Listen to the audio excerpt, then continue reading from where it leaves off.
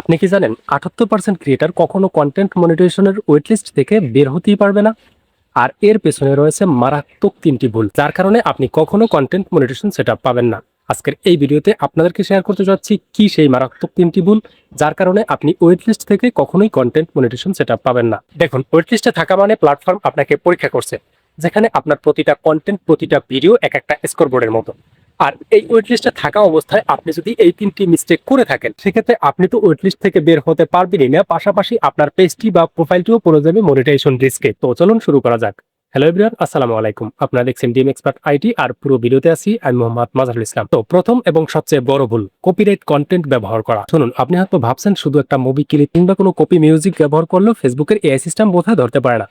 দেখুন, ফেসবুকের AI system এখন এতটাই পাওয়ারফুল যে আপনি কোনো মুভি ক্লিপ বা কোনো কপিরাইট মিউজিক যদি আপনার কন্টেন্টের ভিতরে আপনি ব্যবহার করেন, সেক্ষেত্রে সেকেন্ডের মধ্যেই তারা সেটা ধরতে পারে। আর ফেসবুকের এআই সিস্টেম আপনার কন্টেন্টকে যদি কপিরাইট হিসেবে ডিটেক্ট করতে পারে, সেক্ষেত্রে সর্বপ্রথম আপনার কাছে একটা ওয়ার্নিং আসবে, এবং পরপর 3টা ওয়ার্নিং আসলে আপনার অ্যাকাউন্টটা কিন্তু মনিটাইজেশনের জন্য রেস্ট্রিক্টেড হয়ে যাবে। দ্বিতীয়ত এবং সবচেয়ে মারাত্মক ভুল, অন্যের ভাইরাল রিলস রিআপলোড করা। দেখুন, রিসেন্টলি এই ভুলগুলো সচরাচর অনেকেই করে থাকেন, এবং আমার পরিচিত কয়েকজনের ভাইরাল ভিডিও কিন্তু কপি করেছে এবং তারা ব্লক মেরে দিয়েছে, এরকম আমার কাছে বেশ কয়েকটা প্রমাণ রয়েছে। দেখুন, অনেক নতুন নতুন ক্রিয়েটার রয়েছেন যারা মনে করেন যে অন্যের ভাইরাল রিলস ভিডিওগুলো ডাউনলোড করে বোধহয় আমাদের পেজে আপলোড দিয়ে দিলে আমাদের ভিডিওগুলো ভাইরাল হয়ে যাবে। বাট আপনাদের ভিডিওগুলো ভাইরাল ঠিকই হয়, কিন্তু আসলে আপনারা আপনাদের নিজেদের পেজগুলো এমনভাবে ক্ষতি করেন যে এই অন্যের ভাইরাল রিলসগুলো যখনই আপনি কপি করে আপনার নিজের পেজে আপলোড দিচ্ছেন, আপনার পেজে কিন্তু একটা স্ট্রাইক চলে আসে। কিভাবে আসে দেখুন, আপনারা হয়তো অনেকে জেনে থাকবেন যে ফেসবুক কিন্তু এখন কন্টেন্ট প্রোটেকশন একটা টুলস চালু করেছে, যার মাধ্যমে ফেসবুক ডিটেক্ট করতে পারে, যার মাধ্যমে ফেসবুকে একজন কন্টেন্ট ক্রিয়েটর যখন তার নিজের অরিজিনাল ভিডিওটা আপলোড করবে, তখন কন্টেন্ট প্রোটেকশন সেটিংসটা চালু করে রাখলে ওই ভিডিও থেকে কোনো একটা অংশ 3 সেকেন্ড হোক বা 5 সেকেন্ড হোক, ওই ভিডিওটার একটা অংশ যদি কাট করে কেউ আবার রিআপলোড করে, সেক্ষেত্রে কিন্তু অটোমেটিক একটা নোটিফিকেশন আসে যে অরিজিনাল ভিডিও আপলোড দিয়েছে। এখন আপনি যখন অন্যের ভিডিওটা রিআপলোড করবেন এবং ডাউনলোড করে আপলোড দিবেন, যে অরিজিনাল সর্বপ্রথম ভিডিওটা আপলোড দেওয়ার সময় কন্টেন্ট প্রোটেকশন সেটিংসটা চালু করে রেখেছিল, তার কাছে কিন্তু একটা নোটিফিকেশন চলে যাবে, এবং তার কাছে নোটিফিকেশন চলে যাওয়ার কারণে সে কিন্তু আপনার নোটিফিকেশনটা পেয়ে আপনার পেজটাকে বা আপনার কন্টেন্টটাকে ব্লক করে দিতে পারে।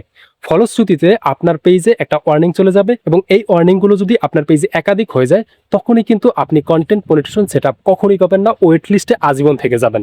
আর তৃতীয়ত, ক্লিকবাইট কন্টেন্ট, যেমন 5 মিনিটে লাখপতি, এই ভিডিওটি না দেখলে আপনার জীবনে অনেক বড় ক্ষতি হয়ে যাবে, বা এই ধরনের কথাবার্তা বলে প্রথম 3 সেকেন্ডে আপনার অডিয়েন্সদেরকে আপনার ভিডিওর পরের অংশে নিয়ে যাওয়ার জন্য এমন এমন ক্লিকবাইট কথাবার্তা বলা, আসলে ভিডিওর মধ্যে সেই সকল বিষয় নিয়ে আপনি আলোচনাই করলেন না।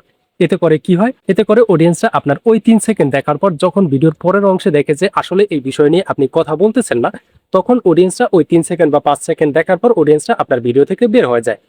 বাট এই যে বের হয়ে যাওয়ার কারণে ফেসবুক বুঝতে পারে যে আপনার কন্টেন্টই আসলে ক্লিকবাইট, কারণ প্রথম 3 সেকেন্ড দেখে বাকির ভিডিও অংশগুলো দেখতেছে না, মনে করতেছে যে শুরুর 3 সেকেন্ডে আপনি ক্লিকবাইট করছেন, যে কারণে অডিয়েন্সরা দেখতেছে, ভিডিওর বাকি অংশ আসলে মূল ইনফরমেশন নাই, যে কারণে তারা চলে যাচ্ছে। তো এইভাবে করে যদি আপনার কন্টেন্টে আসে, সেক্ষেত্রে কিন্তু আপনার ওই কন্টেন্টটাকে ফেসবুক ক্লিকবাইট কন্টেন্ট হিসেবে ডিটেক্ট করে, কারণ ফেসবুক এখন আপনার ভিডিওর 3টি অংশ খুব গুরুত্ব সহকারে দেখে। প্রথমত আপনার ভিডিওটার ওয়াচ টাইম কেমন, দ্বিতীয়ত অডিয়েন্স রিটেনশন কেমন, আর তৃতীয়ত আপনার ভিডিওটির বাউন্স রেট কত, অর্থাৎ খুব তাড়াতাড়ি কতজন অডিয়েন্স আপনার ভিডিওটি দেখে চলে যাচ্ছে।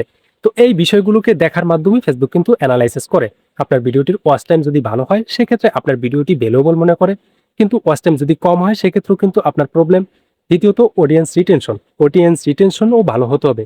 যদি আপনার অডিয়েন্সটা বেশি সময় ধরে আপনার কন্টেন্টটি না দেখে, সেক্ষেত্রেও কিন্তু সেই কন্টেন্টটিকে ক্লিকবাইট কন্টেন্ট হিসেবে বিবেচনা করা হয়।